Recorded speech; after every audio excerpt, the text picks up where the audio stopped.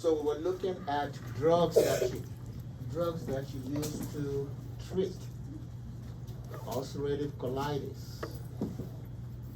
And so we'll just say one more thing about cyclosporin before we go to other drugs. See where you have number one there, Sandimmune. Sandimmune is a formulation of cyclosporin. You can see cyclosporin also as Neoral, Restasis. Okay. So it also comes in those formulations. Restasis, of course, is administered ophthalmically. It's something that you use for dry eyes, chronic dry eyes. And of course, Neoral is an oral formulation. So you can get it from that brand name, Neoral. The oral formulation you can give as a liquid. It comes as a liquid. If you use the liquid, you have to give the liquid with either orange juice or apple juice. And the Sandimmune, from the name also, if you break that down, that sand represents Sandoz. That was the original company that made that cyclosporin.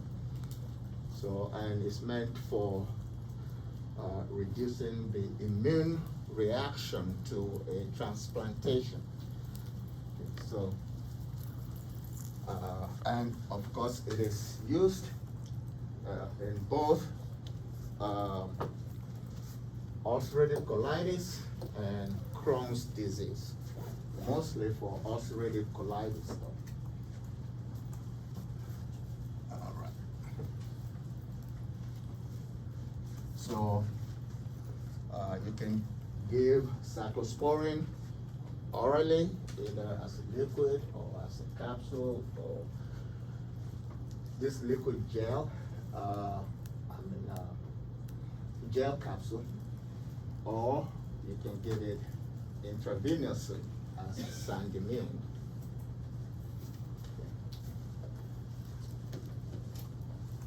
All right, so we'll move on to the next class of compounds.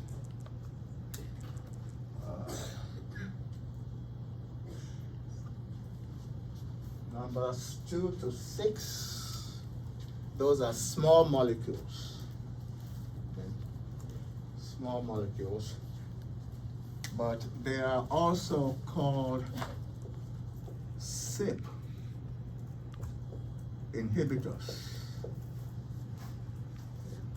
That CYP stands for sphingosine.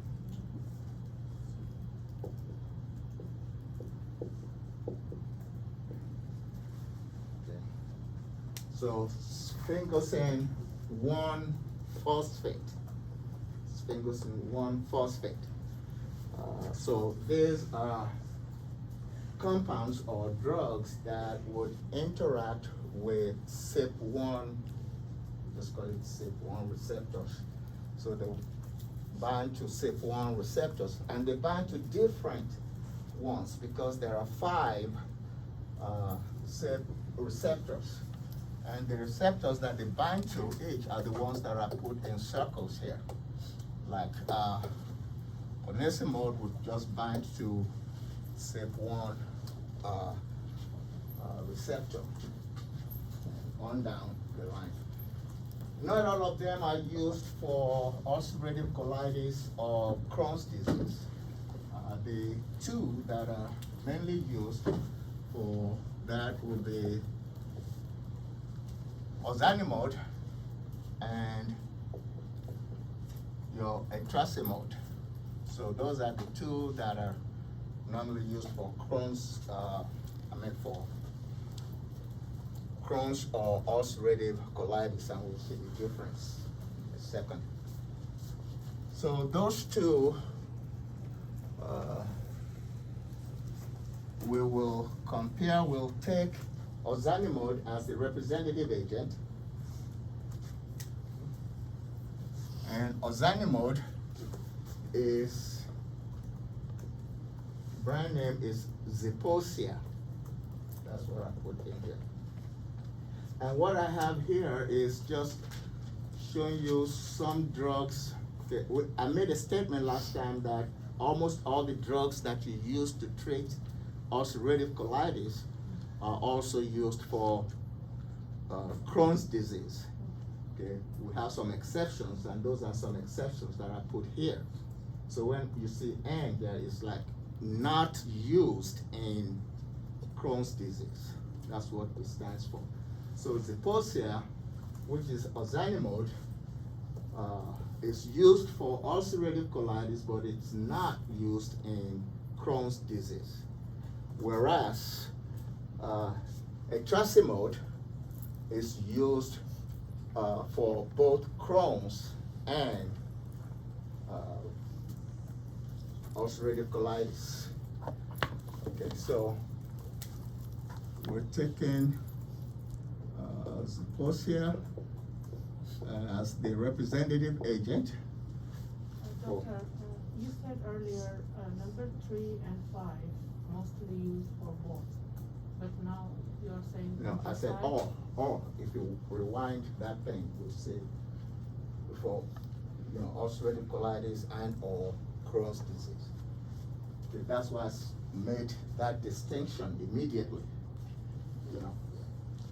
Because that's part of the comparison that we will do. Zeposia is the main one that is used very often. Etrasimod is the newest of those, so it just came out, but it can be used for both of them. So we can compare those. Velsipity. Velsipity is the brand name for etrasimod. Okay. So we can compare those two in a way. In terms of the mechanism of action, they're both CYP inhibitors, but as I wrote up there, the CYP receptor that they interact with will be different. Zeposia is 1 and 5. Velsipity is 1, 4, and 5. That you would interact with.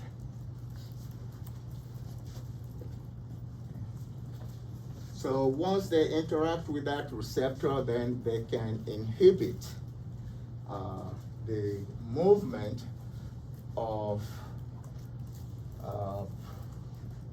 the inflammation, the movement of inflammation producing factors to the GI tract and to the brain.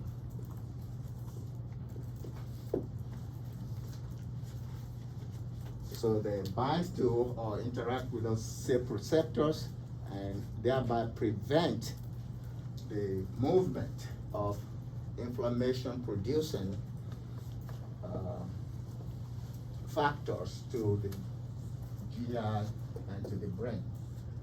And see, because all those CYP inhibitors can interact or prevent movement to the brain, that's why they are mostly used for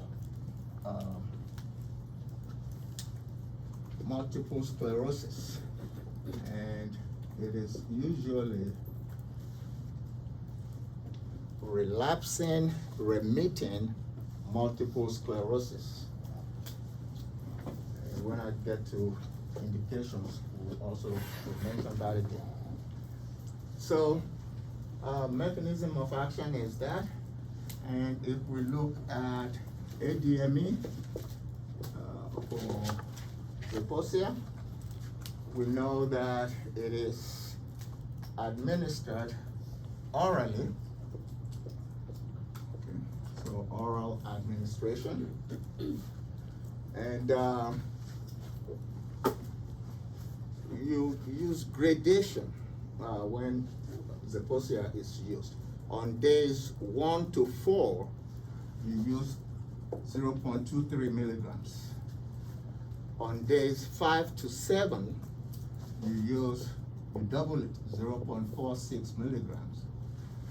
And then after that, it will be 0.92 milligrams, and that's on a daily basis. So days 1 to 4, 0.23, 5 to 7, 0.46, and then after that is 0.92 on a daily basis. Whereas the Velsipity is just 2 milligrams daily.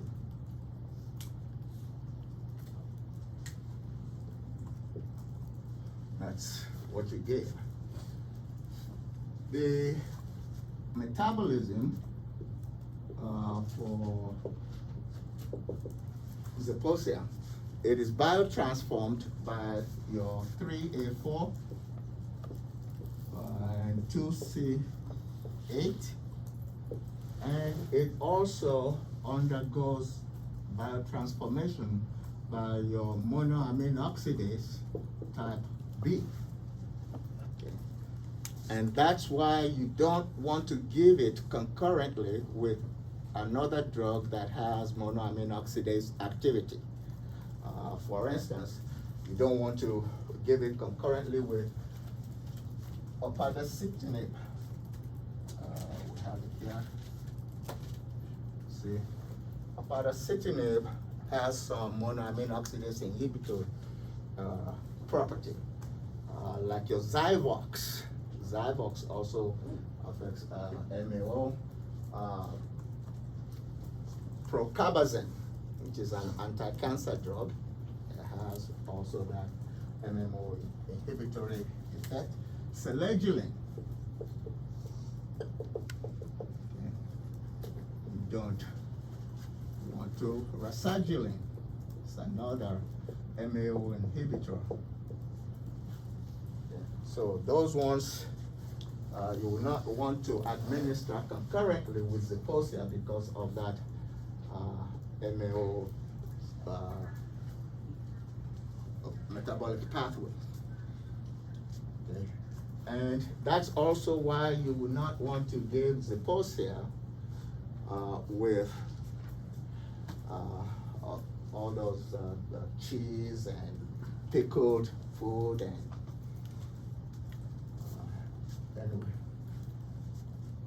agents, because you can get excessive increase in blood pressure. That is tyramine containing food. Okay. So that's why you have those contraindications, if you will, with Zeposia.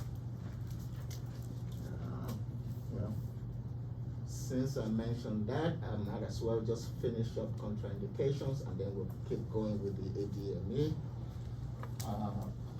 Zeposia should not be given also to a patient that has a cardiovascular problem, whether it's myocardial infarction or heart failure or angina or TIA, transient ischemic attack. You know, so any of those, if the patient has it, you don't want to give them Zeposia. And sleep apnea. A patient that has sleep apnea should not be treated with Zeposia either. So those are some of the contraindications of your Zeposia. You don't have those with Velsipity. Okay, so for Velsipity, if you look at the metabolism, it is biotransformed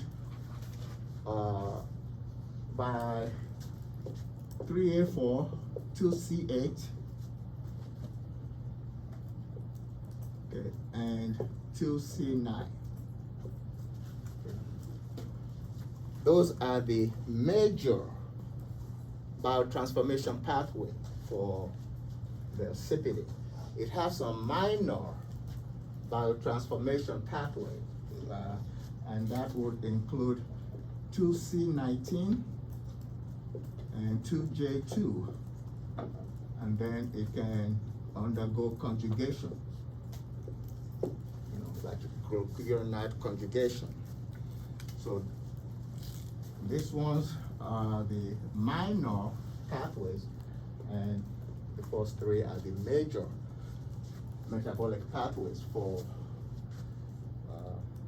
your etrasimode. Okay. So that's in terms of biotransformation. If we look at the half-life, the half-life for Zeposia is about 21 hours. And the plasma protein binding is very high. It's right around 98%. Both of them are very high. And if you look at the excretion for Zeposia, it undergoes both urinary and fecal excretion. Okay, so for urinary excretion, it can be about 25% of it being excreted through the urinary system, and then for the fecal is about 36%. Okay. And if we compare all of those to etrasimode, for half-life for etrasimode is about 30 hours. Etrasimode. The plasma protein binding is about the same, almost 98 percent. And if you look at the urinary excretion for etrasimode, it's about 2 to 5. Let's take the upper part. It's about 2 to, well, we'll just say 5%. And for your fecal, it's basically it's high, about 82%. So that's their comparison in terms of ADME. And when we look at the indications, Zeposia is indicated only in UC. It does not work in Crohn's disease, okay? Not in Crohn's disease. And it is also indicated in relapsing remitting multiple sclerosis. So that's for your Zeposia. For Velsipity, it is used in both Crohn's and ulcerative colitis. Okay. So far, it is not recommended for multiple sclerosis. Okay. But it is also useful in the management of alopecia. That's its other indication. Okay. And we've seen the contraindications for the adverse effects. Okay. You can get upper respiratory tract infections and urinary tract infections.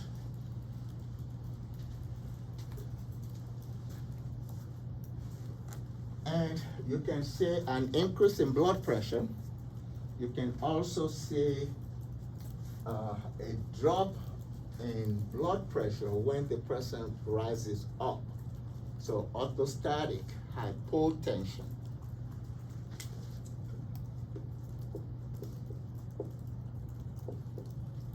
That's another adverse effect of the drug. You can see an elevation of the liver enzyme, AST, ALT, can go up. Back pain is another adverse effect of the drug. And then, as it is with many of these small molecule drugs, you get an increase in the risk for certain conditions. Okay. So herpes infections, all herpes, be it HSV1, HSV2, HHV6, HHV8, and all of them, your chances of getting them will go up if you use, these small molecule drugs like them. And you will also see an increase in the risk for tuberculosis, so herpes, TB, all of those will go up. Fungal infections, the likelihood of getting fungal infections will also go up, and you see that with all of these small molecule drugs. Then you can see an increase in the incidence of iris, immune reconstitution, inflammatory syndrome, so reconstitution, and that's immune. That is, the immune system is like reconstituted, and then you get an inflammation. So you see an elevation of that. Press, the incidence of press would also go up. That's posterior part of the brain. So posterior reversible.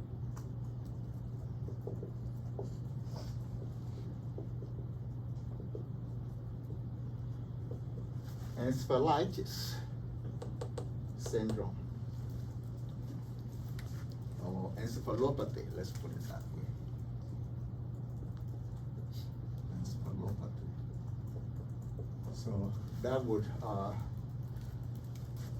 also go up in terms of incidence. And so those are all some of the adverse effects of Zeposia. And we've done constitution. Let me also mention some, we've mentioned that the incidence of fungal infections can also go up. Okay, so that's what we have for those agents. All these other ones are mainly used for multiple sclerosis. And if we go to the next group, from 7 down to 11.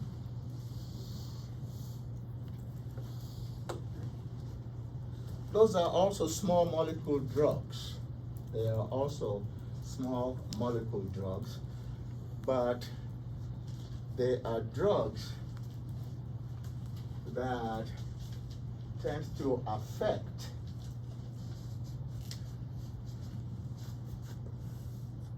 Janus kinase.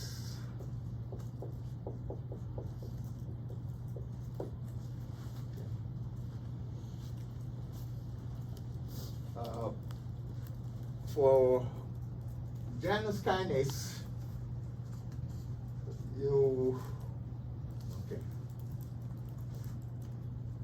let's just go to 30,000 feet up and look down. You have a condition that is called IMID, I-M-I-D, and then plural. That is when you have an immune-mediated, that is immune system, immune-mediated inflammatory disease.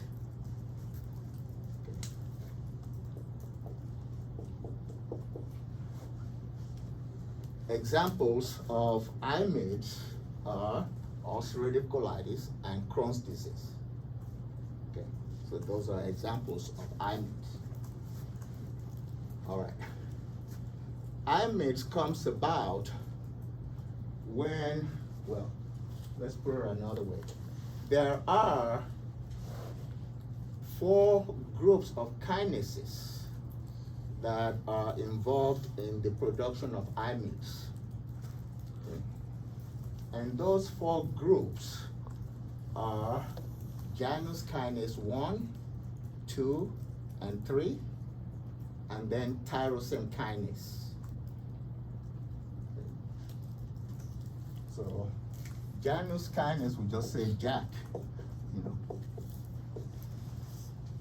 So Jack 1, 2, 3, and then your tyrosine kinase 2, TK2.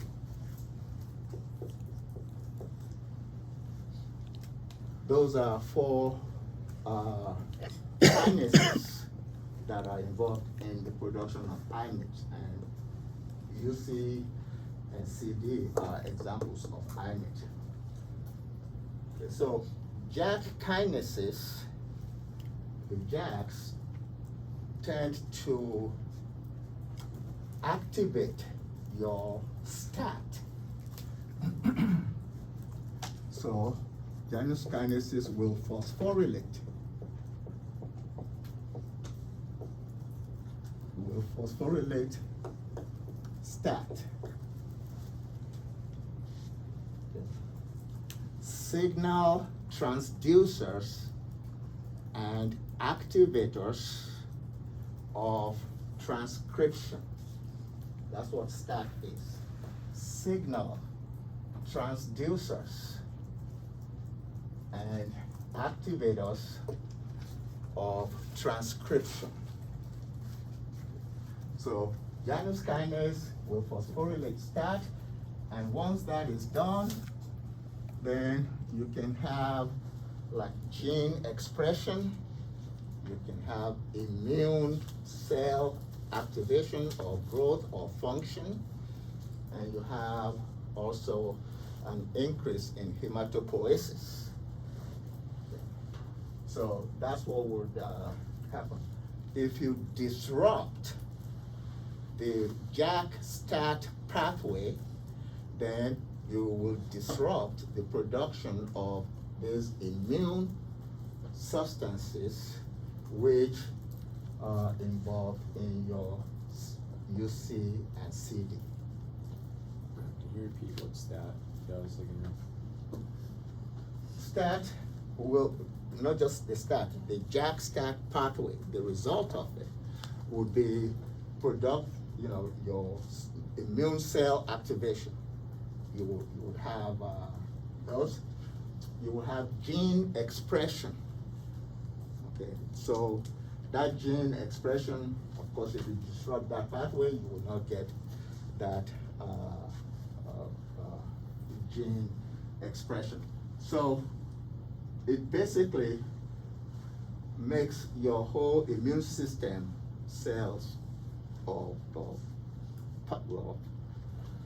pathways function. Okay. So Doctor, sorry, so what's with the 3,000 feet? What is it, what? What's with the 3,000 feet? Oh. Big picture. Big picture, when you go up, if you're flying, you can see everything downstairs, right? Yeah, that's just a figure of speech. Yeah, okay. All right, so all these JAK inhibitors, right here, they bind to specific JAKs, because you have JAK1, JAK2, JAK3, like we said, and then tyrosine kinase. If you look at tofacitinib, that would bind to one, mainly it binds to one and it binds to three, but it mainly binds to JAK1. Okay. Upadacitinib binds to JAK1. That's your Rinvoq. Okay. Abrocitinib also binds to one. Baricitinib, which is the one that was recently used for the pandemic that we had recently, COVID-19, you know, that can bind to 1 and 2, and doxorubicin would bind to 1 and 2 also.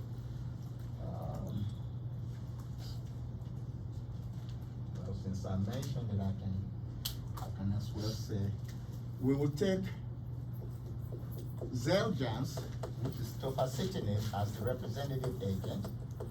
Okay. And upadacitinib is used for many things. It can be used for UC, CD, you know, this one, upadacitinib. It can be used for Crohn, it can be used for ulcerative colitis. It can also be used for psoriatic lesions.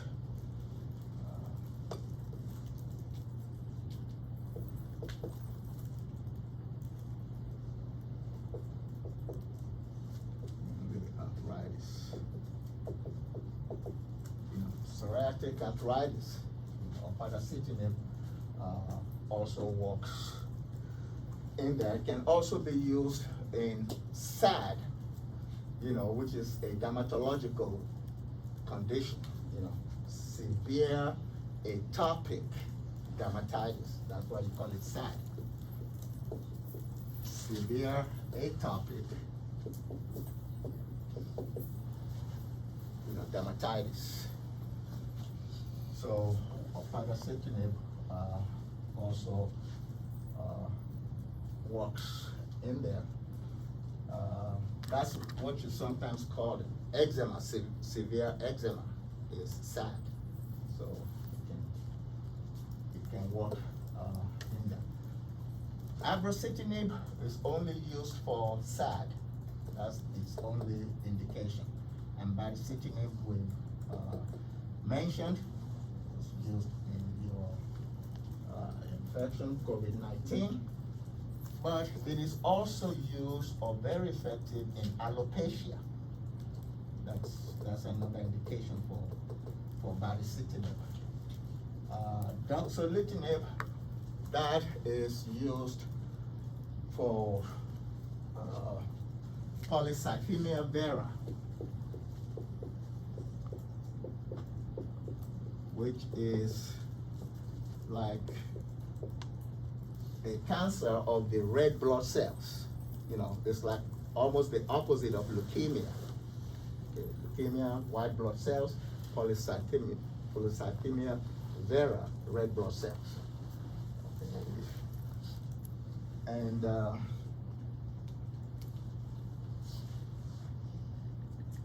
it's also used for myelofibrosis.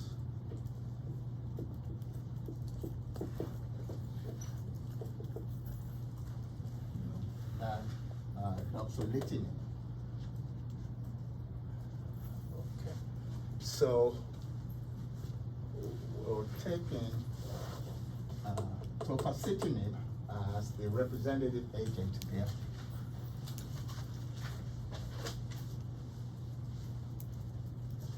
Okay. So it's and tofacitinib is Xeljanz. Okay, so you see it can be used in ulcerative colitis, but not in Crohn's disease. That's that.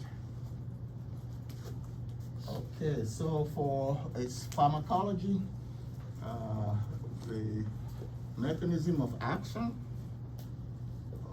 okay. Of course, it's a JAK inhibitor, and we know the JAK receptors that it will bind to. And once it inhibits JAK, it can then block the production of some interleukins. So it can reduce the production of IL-2 and IL-4,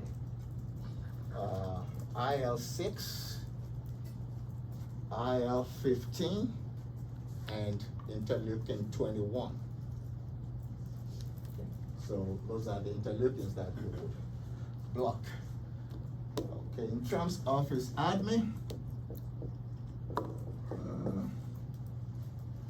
well, you give it orally, give Xeljanz orally, and it comes in two forms. You have regular Xeljanz and you have XR, you know, the extended release preparation. Okay, and both are administered orally, of course. So if you're using the regular, you give an initial dose of 10 milligrams, you know, and that will be administered on a BID basis. Okay. And then after you've attained a certain blood level, then you go to maintenance dose, which is 5 milligrams on a BID basis. If you're using the XR, you will use 21 milligrams once a day.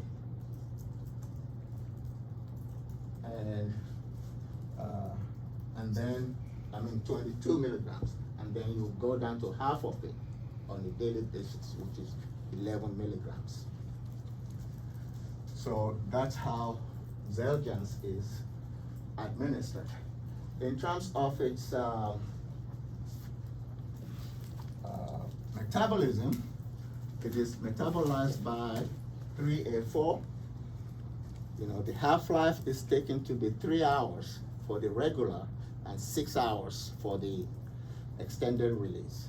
So 3 hours for regular, 6 hours for the extended release.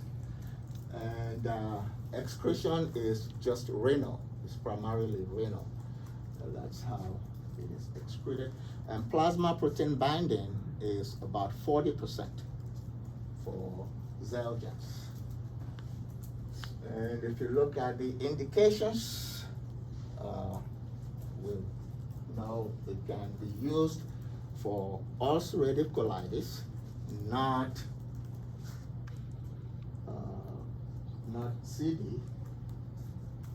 Okay.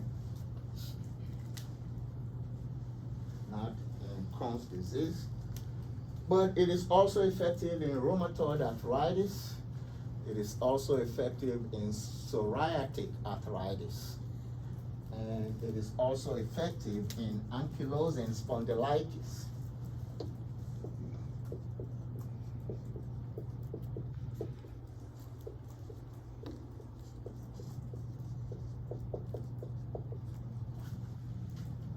And that's a condition that usually affects like shoulder muscles and all that.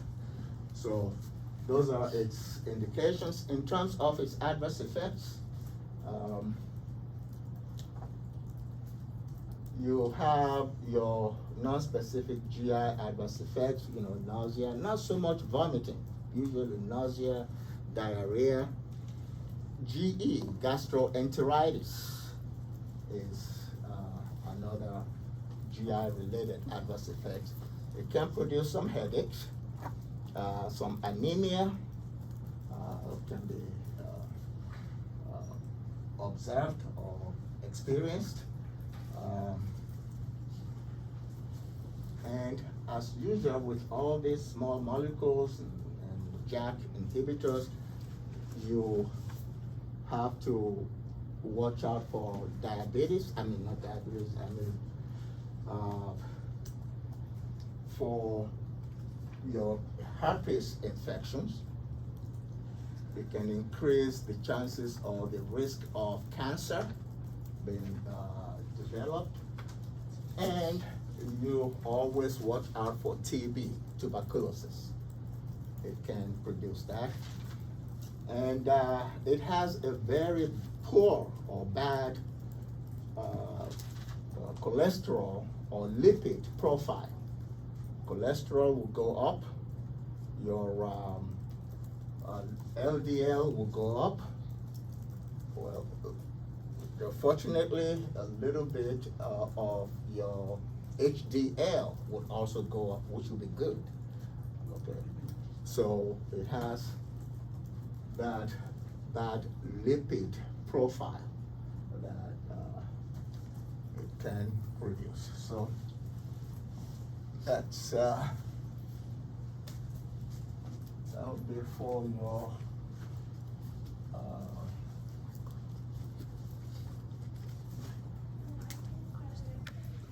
tofacitinib. If we go to vedolizumab, that is an agent that is normally classified along with your other monoclonal antibodies. As you see, it is a monoclonal antibody. Those ones are referred to as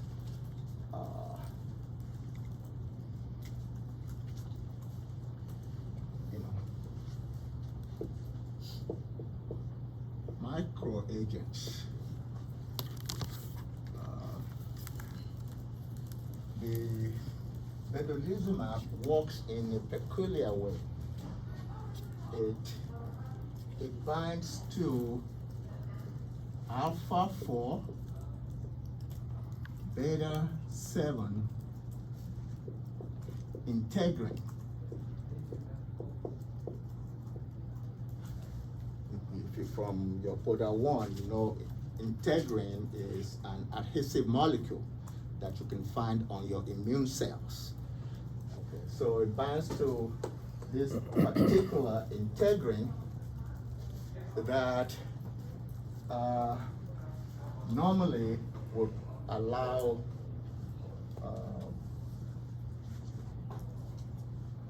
your monocytes to go or to penetrate or to go into the epithelium of your GI cells. Okay. But when you give Entivia, that is brand name. When you give Entivia, it will bind to this integrin and will then prevent your blood monocytes from being able to penetrate or to go into your epithelium of the GI cells. It is normally given by IV infusion. You give it by IV infusion, by slow IV infusion. You know, you give about 300 milligrams on days 0, 2, 4, and 8, you know, and then you continue with 8 milligrams. 300 milligrams, like after that.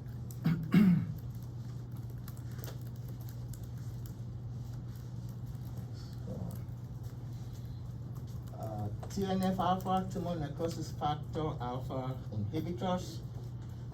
You see those three mirrored as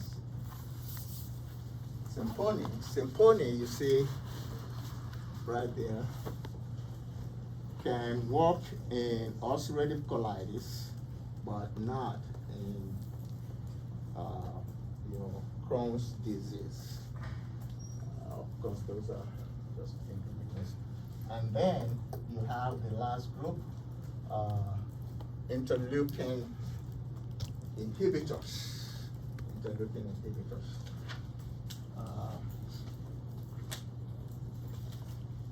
Secukinumab is not used in either CD or UC. It's not used. That's why I put it up here. I did. It is only used for the management of a complication of your Crohn's disease, a skin complication that is called hidradenitis suppurativa. That is a skin condition that you see that is like a complication in your Crohn's disease. It is characterized by things like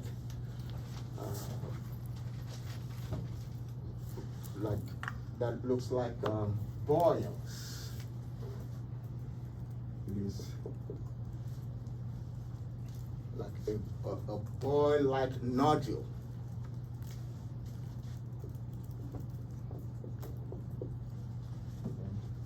And things like abscess, abscess in the groins area, and under the breast and the armpits. Those are characteristics of that skin condition that can be a complication of your Crohn's disease. And for that condition, you can use many antibiotics. You can use Flagyl, you can use doxycycline. Many of them work, but the most effective agent is that secukinumab. It's an interleukin inhibitor, so it works to manage that. All these other agents can work in both Crohn's disease and ulcerative colitis, with the exception of tildrakizumab. That agent does not work in CD, it does not work in UC. Okay. But it is a very good agent for plaque psoriasis and things like that. So it doesn't work in UC or CD. And they have specific interleukins that they bind to. If you look at ustekinumab, that's your Stellara. You see it as Stellara. That binds to interleukin 12 and 23. 12 and 23. All the others that I've listed up there only bind to interleukin 23. This secukinumab that we mentioned earlier, how it works, it binds to interleukin 17A. Okay. All the others bind to interleukin 23, and they bind to a specific subprotein, and it is subprotein 19. That's where they actually bind. Ustekinumab binds to subprotein 40. Those other ones bind to subprotein 19 to produce their effects. Okay, I guess we can just hold it. Satolizumab, as you see, does not work in ulcerative colitis, but it works in Crohn's disease. And you see, for the treatment of Crohn's, antibiotics work very well. You don't see antibiotics used that often with just your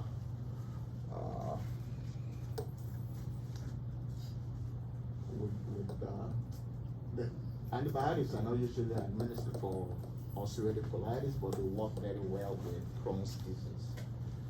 Those are certain differences among those. Okay, I guess we can hold it there. Questions?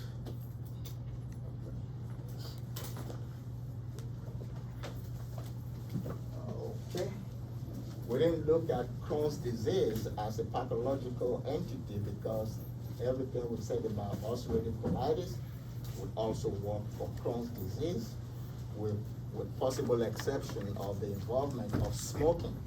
Smoking tends to affect Crohn's disease, or to be implicated in Crohn's disease more than ulcerative colitis. Because it's in the GI area. You know, Crohn's disease mainly affects small intestines. Ulcerative colitis affects large intestines. Okay. But I didn't say only, okay? It mainly affects small intestines, but you can find Crohn's disease all throughout the GI tract. But it mainly afflicts small intestines. Somebody had a question? Okay. Thank you, Dr.